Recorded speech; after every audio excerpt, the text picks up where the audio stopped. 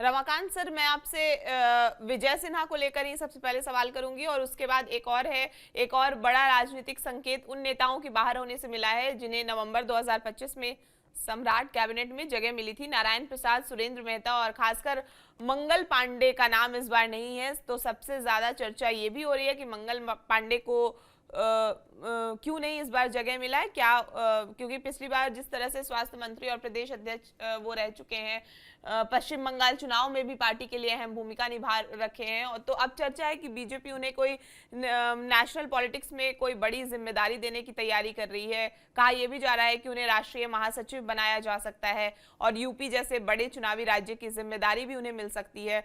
तो ये दो सवाल हैं, विजय सिन्हा को लेकर, विजय सिन्हा के रोल को लेकर, और दूसरा मंगल पांडे को इस बार क्यों ड्रॉप किया गया। जी, दरअसल विजय सिन्हा के बारे में जो आप कह रही हैं, वो निश्चित रूप से कहीं न कहीं जो 23 विधायक भूमिहार जीत करके आए हैं, उसका रिफ्लेक्शन है। इसलिए उसको इग्नोर तो नहीं किया जा सकता है। अब उसे अब ये सरकार कैसे उन्हें नंबर 2 दिखाती है, इसके लिए कौन से 2-2 बड़े विभाग उनको देती है, और मुझे लगता है कि राजस्व विभाग में जो परफॉर्मेंस था, उसे देखते हुए वो उन्हें दिया जाएगा। और साथ में जहाँ तक मेरी जानकारी है, वो पथ निर्माण मंत्री भी रहे हैं और उस समय भी उन्होंने कुछ अपनी ऐसी कार्रवाई की थी जिसके कारण वो चर्चा में रहे थे। तो शायद अगर नंबर 2 बनाना होगा तो पथ निर्माण और राजस्व दिया जाएगा।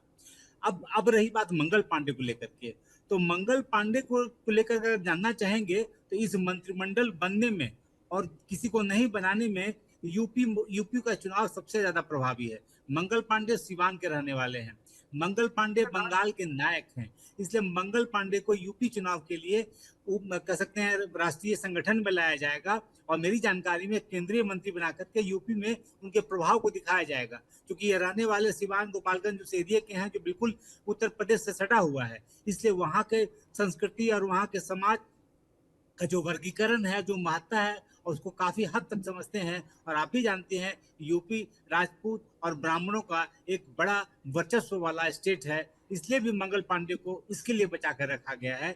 और यह निश्चित रूप से कहीं न कहीं उनके सम्मान में इजाफ़ा ही होगा, उनके कद में इजाफ़ा ही होगा, जहाँ तक मेरा जानना है। उनका ये नहीं कहा जा रहा है कि मंगल पांडे को ड्रॉप किया गया है। बाकी मंडल पांडे को कह सकते हैं ऊपर की ओर ले जाने की प्रवृत्ति हुई है। और चूंकि वो परफॉर्मर हैं, इसलिए परफॉर्मर को हर जगह पूछ होती है। और इसलिए यूपी चुनाव को देखते हुए, क्योंकि कई बार लगातार सत्ता में रहने से एंटी इनकम्बेंसी भी बनती है, तो इसको कह सकते हैं कम करने के लिए या इसके विरुद्ध कोई ऐसा सत्ता समीकरण गढ़ने के लिए मंगल पांडे को लाया जा रहा है, जो उनके अनुभवों से, उनके कह सकते हैं कि आसपास के स्थितियां जो है उत्तर प्रदेश को उसे समझने से और वहां के संगठन और जातीय समीकरण को समझने की दृष्टि से उन्हें यूपी चुनाव के लिए अलग कर लिया गया है। इस बात की पक्की जानकारी मेरे पास में है।